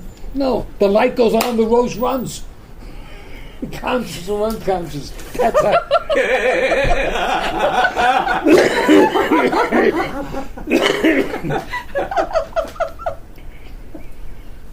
a good actor. You do whatever works before. You keep doing it until it doesn't work. Then you change your act and do something else.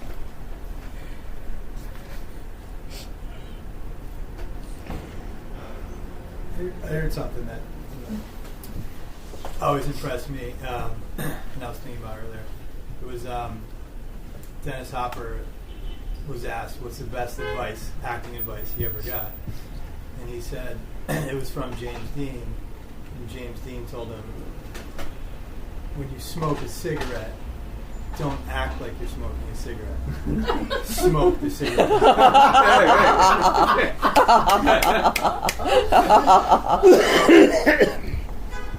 I was going to say, at what point, is in a sense the act that I'm doing, the character that I'm playing character for my wife, I'm playing a character for my boss. At what point does the character, in a sense, you can say that's who I am? I am the... Well, that's what your boss is saying. That's who he is. And somebody else who has never known you in that situation says, no, he's not like that at all. But, in a sense, the person that you are is a person who... Yeah.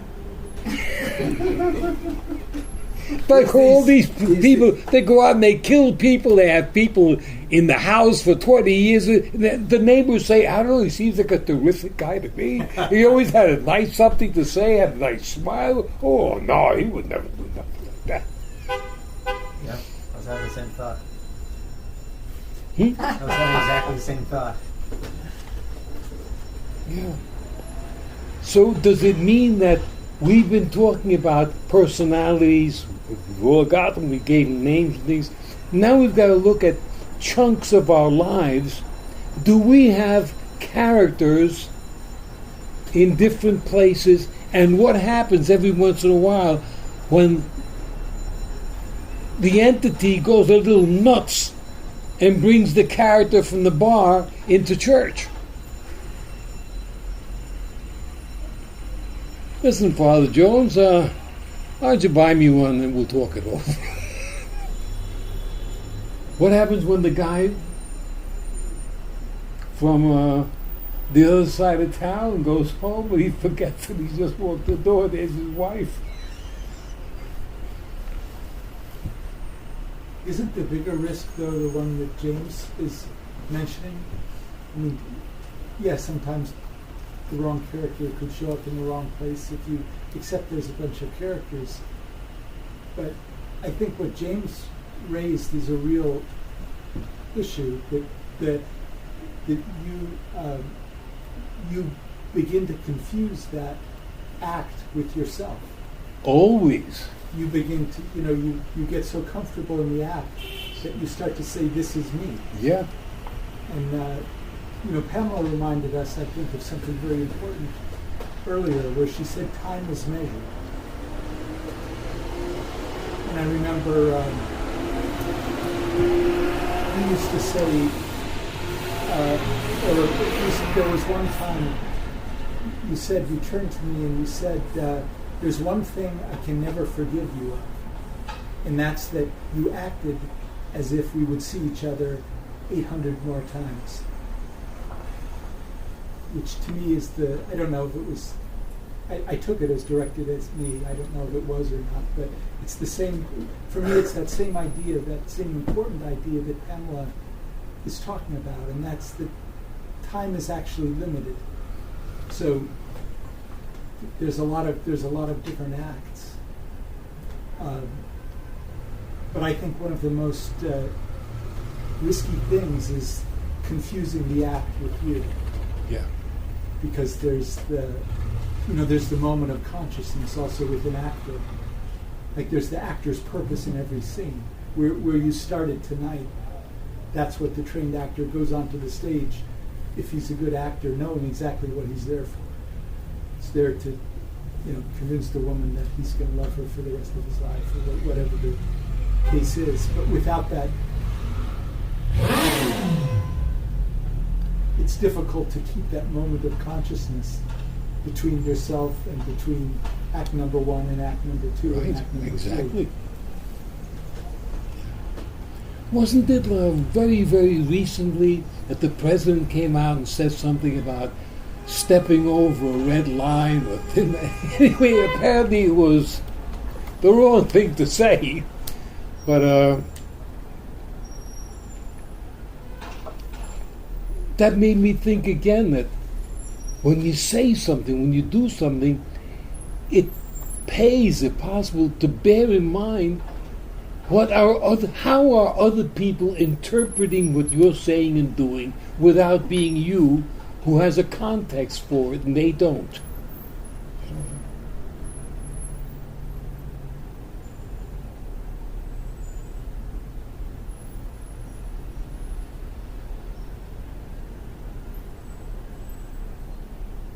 I wanted to ask Sue, this person has a question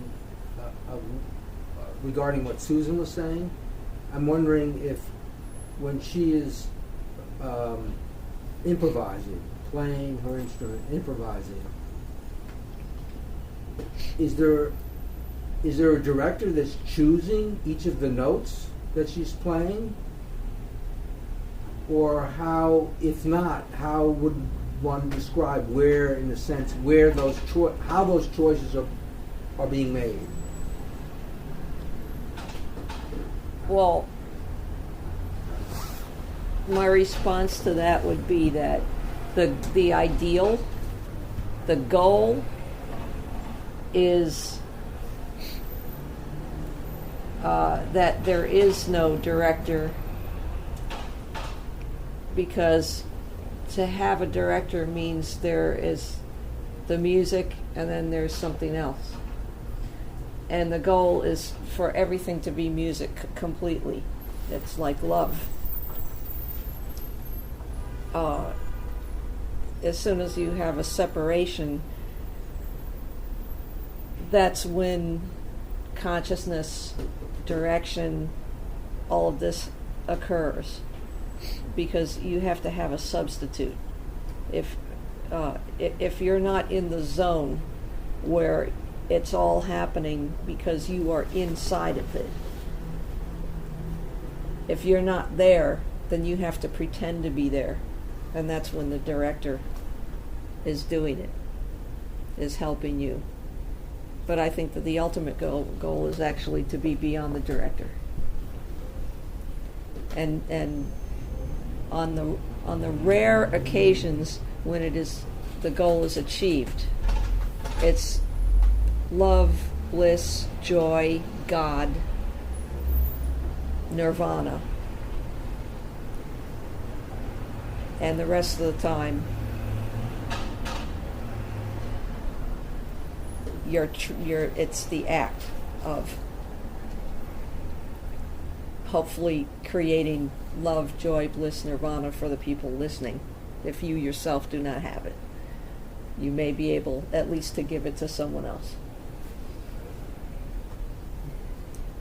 So I'm wondering how that applies to what we're talking about, and I'm thinking again about the athletic experience. You're going down the hill, you're responding to each mogul, but it's not like, oh, here's a mogul, I'm going to turn my body this way and adjust my skis that way, so that I take that, and oh, here's this one, I'm here, I'm doing this.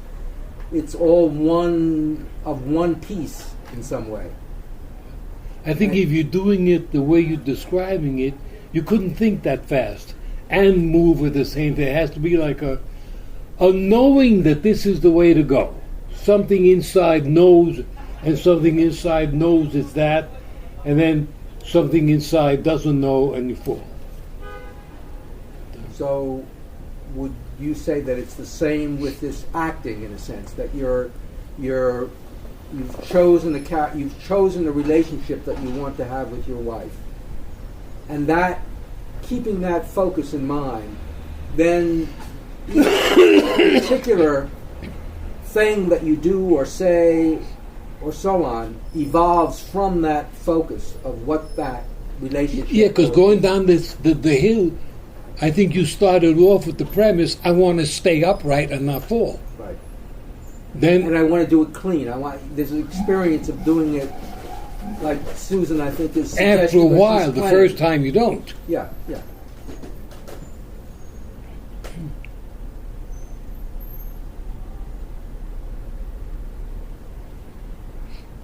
How's your act? Some of them work very well. Some of them are in a stage of evolution. And some of them probably don't work that well at times. Is there anything you'd like to change? Yes. Do you think it's a good idea to pick out a series of actions or an act that you'd like to change and work on it to change it? Yes, I do. Because I think if somebody gets into a habit of walking into the office every day and walking to, hey, how are you?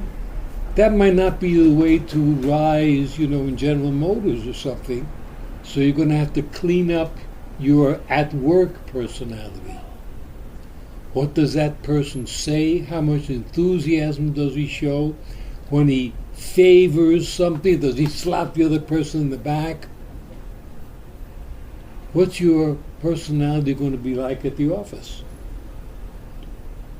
I think you probably cleaned up yours, so it's very functional. I think it's very functional. I think there's room to improve. But it must be good enough for you to be able to hang on to a job for years.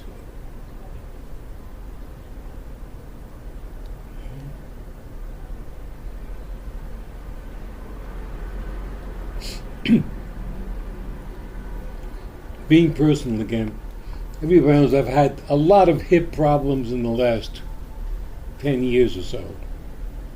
And they've gotten progressively worse. I'm in treatment here and treatment there. And the last thing I'm figuring is something in the position of my hip while I walk. Something tells me I can fix this, or this is the way to go, etc., etc.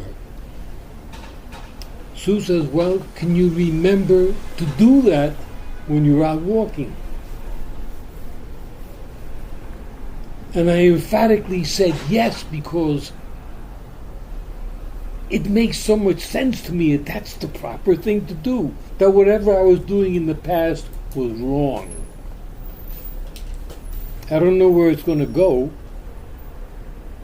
but I'll know within a small amount of time if it's working. But there's no thought of not doing it, of forgetting to do it. It's like, I've got to. Even if it means walking much slow, whatever it takes. If I'm going to believe in this idea, which there it makes sense to me. Believe that the idea will be good for me. I have to see what happens. But if you want to clear up your act in any part, anywhere, it means placing utter belief that by doing what you decide to do or not doing what you decide not to do, that your salvation, so to speak, lies in that direction.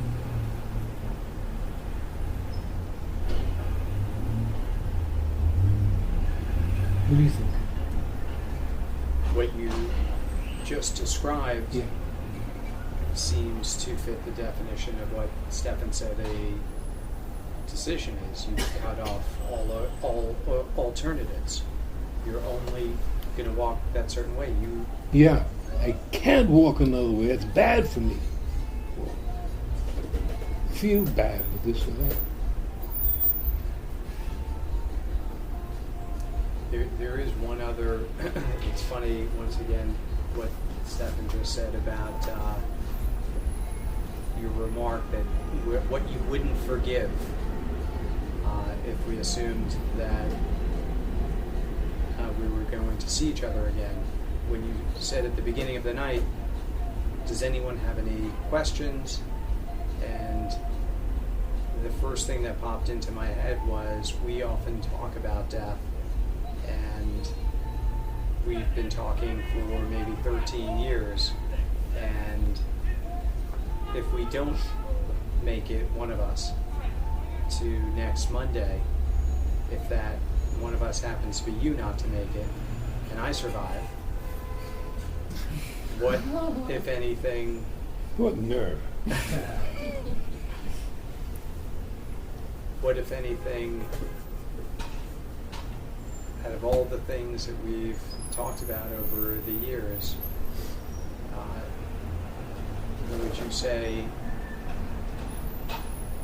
if I remember nothing else, remember this?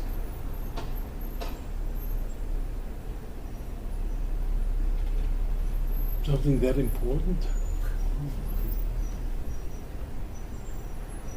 Forget everything. I ain't going first. That's rule number one. Don't forget that.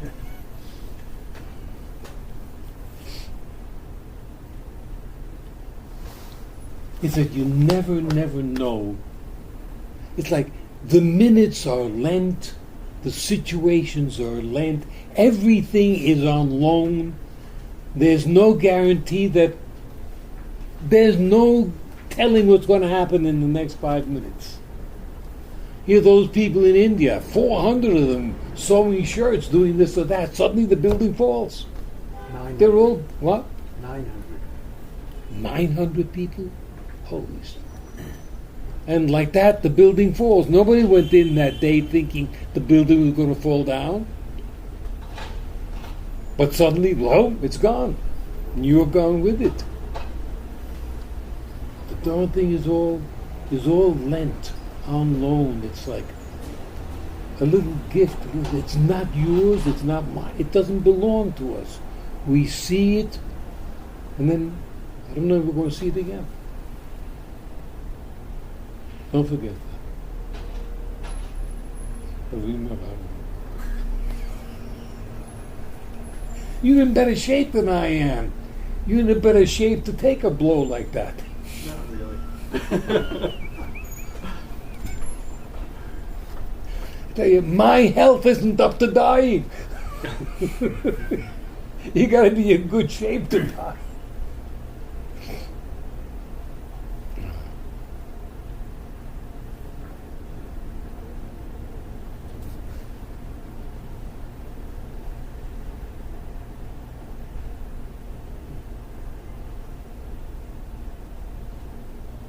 I just want to come back to one thing that Stefan said, which was that the criteria in making the decisions as to what's a good act or not was, as you said, in what way does it further my work on myself? That's the criteria. Is that right?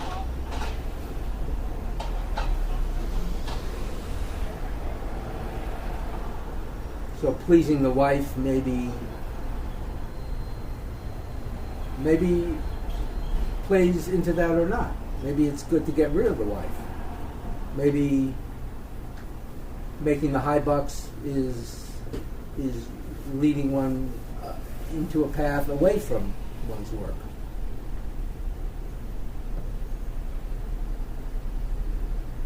This director has to really know what he's doing and really be on the ball. And it's a lifetime job for them. Can't get rid of them.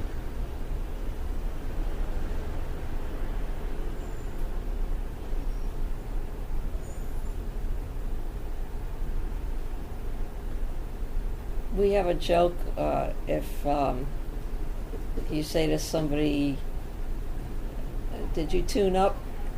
And then the other person will say, "My horn was tuned at the factory." And that's funny because you're always tuning up. You tune up every note. You have to tune it. Always. Every note on every gig for the rest of your life. You have to keep tuning as you're playing.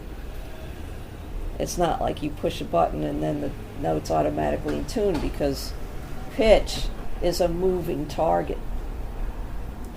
And everything in life is a moving target. There is no place that you're like, okay, this is it, everything's perfect. Well, it's going to change. And you have to keep changing along with it. That's why we need the director, because sometimes, you're in the moment, you're in the zone. Yeah, I don't need the director. I'm there, I'm inside it. But then it changes. You're not inside it anymore. Oh, director, what do I do now? Oh, yeah, okay. Director's off today, I'm sorry. We'll be here until Monday. But what she's saying is that as a player, you're constantly tuning. It's not like, well, you tune up the A, all right. Now I'm in tune. I'm in tune now. Now, N-O-W, for this instant to that note that was played, and that's it. All the others are all out of tune. And the tuning up once does not set you into being in tune. Then you've got to be somehow humming the note. Some mechanism there knows that every single note needs a treatment, needs a little treatment. And it's happening at that tempo. And you can play or you can't, but it's nothing is set. There's no, in this position, I'm in the middle of the road and I'll stay there. Yeah, for about another tenth of a second. Then you better tune that up again.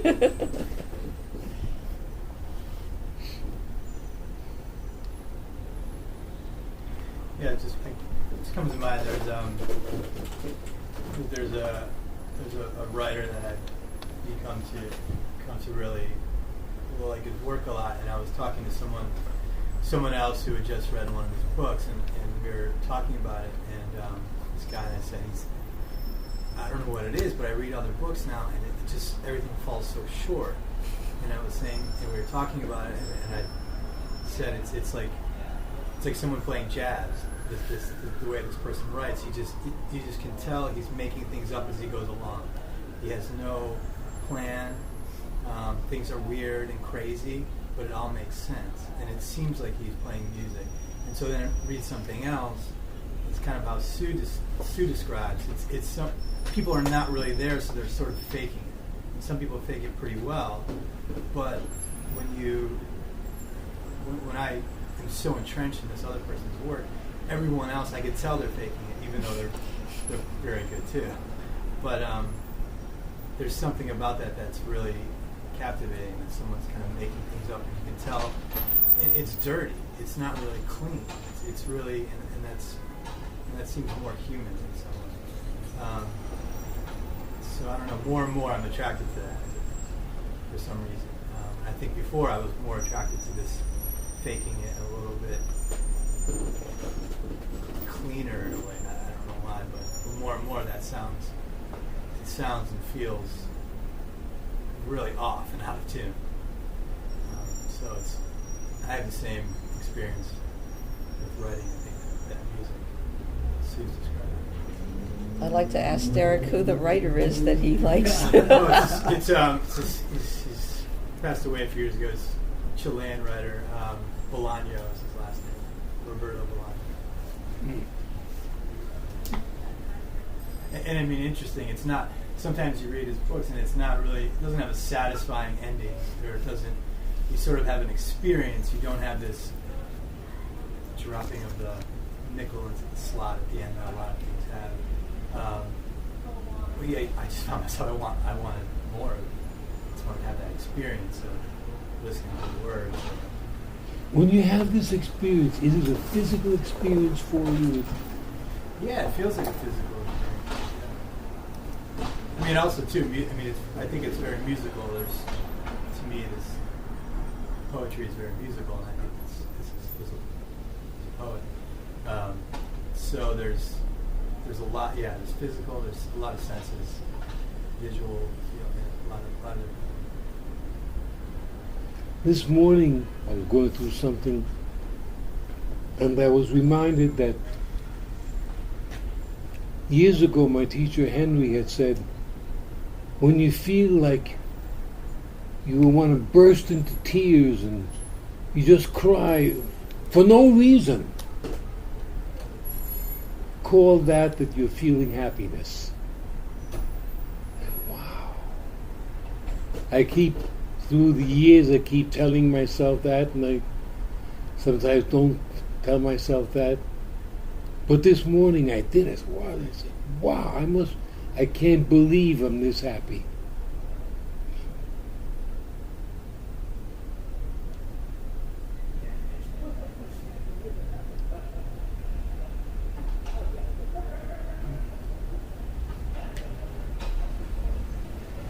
Anybody want to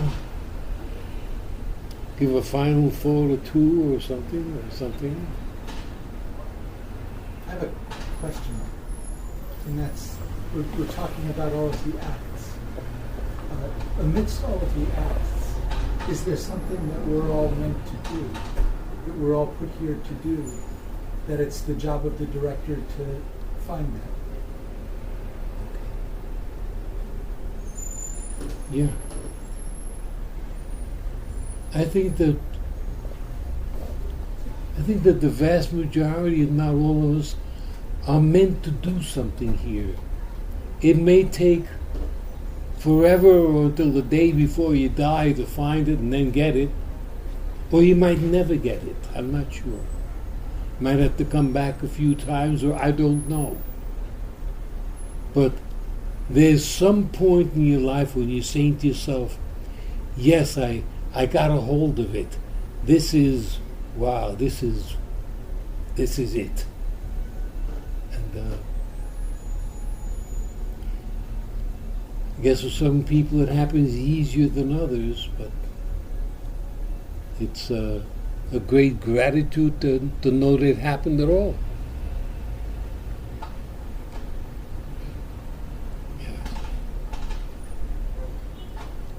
It's something like a feeling inside for me. It's like something is saying, yes, I can. And that's a rather new discovery. It took a long time to find.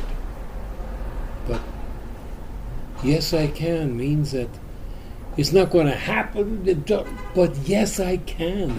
It's not impossible. I can. Can I ask, can what? For me, it's play. At the level that I think of playing as for real. Yeah, it's had nothing to do with earning a living for years and years and years, playing 6 nights a week. Never really had that feeling, and now that I hardly play at all, I'm playing along sometimes with myself or with recordings. Yes, I can, yeah. This isn't perfect, but yeah, I can, yeah.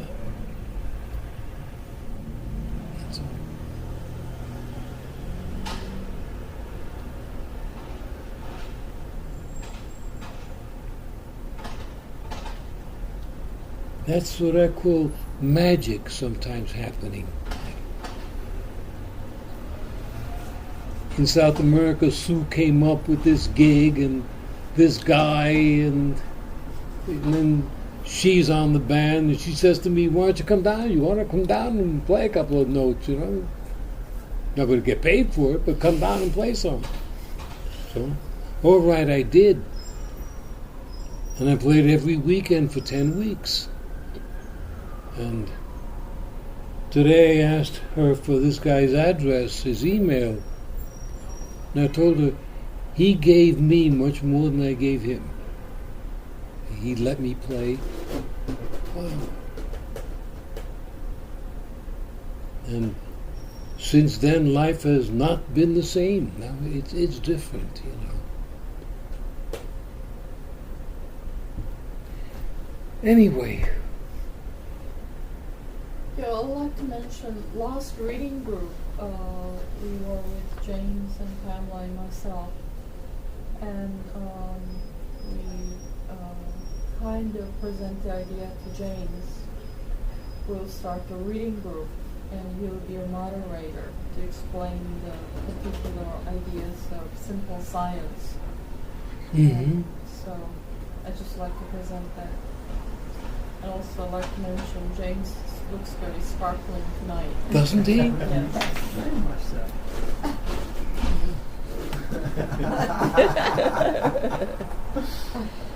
Yeah, really. Big difference tonight. Whatever you're doing these last few days or whatever, keep doing it.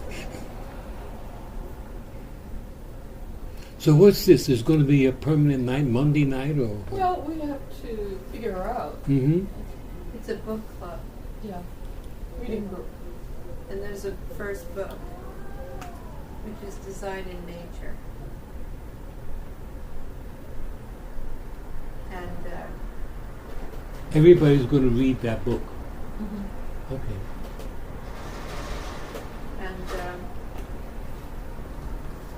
it just was a great discussion, and I really love hearing ideas to do with science and mathematics. Even though I don't understand so much, James's relationship to science and mathematics is extremely interesting. And it's more like a feeling and like a doorway. So I'm glad Sean mentioned a book club. We'll let people know when it is.